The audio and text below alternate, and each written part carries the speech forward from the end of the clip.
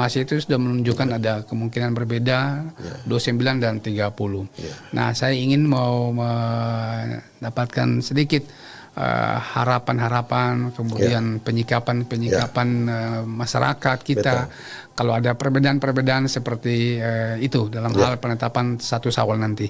Kira-kira gimana Pak Dokter? Baik. Saya kira Indonesia ini dengan Islam dan seluruh perkembangannya menurut saya sangat dewasa dalam menyikapi berbagai perbedaan. Termasuk di dalamnya soal penetapan awal Ramadan, kemudian 1 Syawal.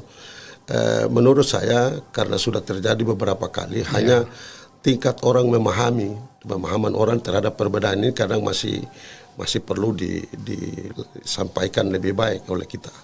Saya kira ini pertanyaan menarik dan menurut saya yang berbeda itu adalah hal wajar ketika ia masuk dalam furu'iyah gitu ya. Dia cabang-cabang aja nih.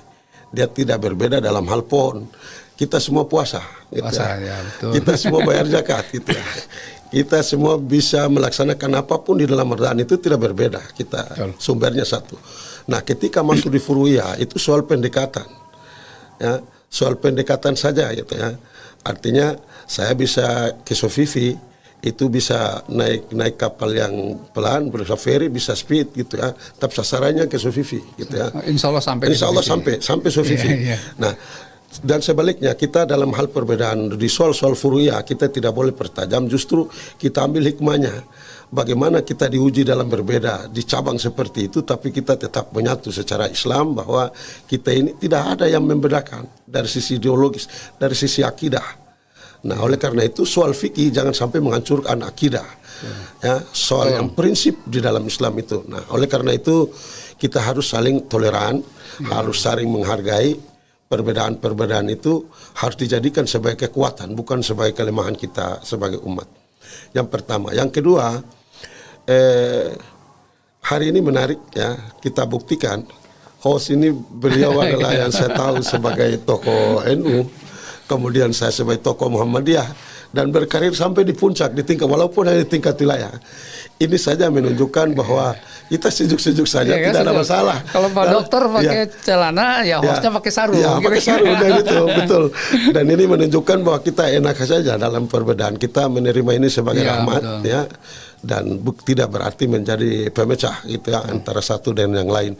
Dan di saat puncaknya nanti ada yang 30, yang 29, mari kita sama-sama merayakan Lebaran ini. Ya, Idul Fitri, kita kembali ke fitrah kita masing-masing dan punya optimisme bahwa kita semua sudah kembali ke fitrah, sudah kembali di atas puncak spiritual tertinggi, kawaladatu ummuhu, seperti kita baru dilahirkan dari kedua orang tua.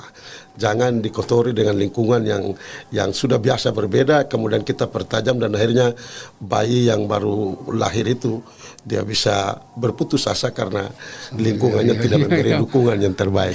Saya kira luar biasa Pak Dokter ini. Jadi ada satu pemikiran bahwa kita memang karena output dari puasa itu pasti kita akan takwa, dan tadi disebutkan kita kembali fitrah di hari raya Idul Fitri. Karena itu jangan kita kotori dengan hal-hal yang sebetulnya tidak perlulah dan kita sudah punya pengalaman. Sudah beberapa kali juga kita sudah sering mendapatkan atau menjumpai ada perbedaan seperti itu. Dan saya kira ya menurut Pak Dokter dan kita semua ya memang pasti kalau ada perbedaan kita sikapi dengan baik, dengan tetap persatuan umat menjadi sesuatu yang penting kira-kira gitu. Yang paling pokok di situ. Persatuan dan kesatuan itu kekayaan dan sebuah modal terbesar kita yang kita tidak boleh hancurkan karena perbedaan seperti itu. Toh perbedaan itu hanya di cabang, di furu'iyah gitu ya. Tidak pada pokok. Dalam pokok pun kita masih berdiskusi. Masih bisa berdialog, apalagi di cabang aja ya yang furu'iyah gitu ya. Saya kira itu.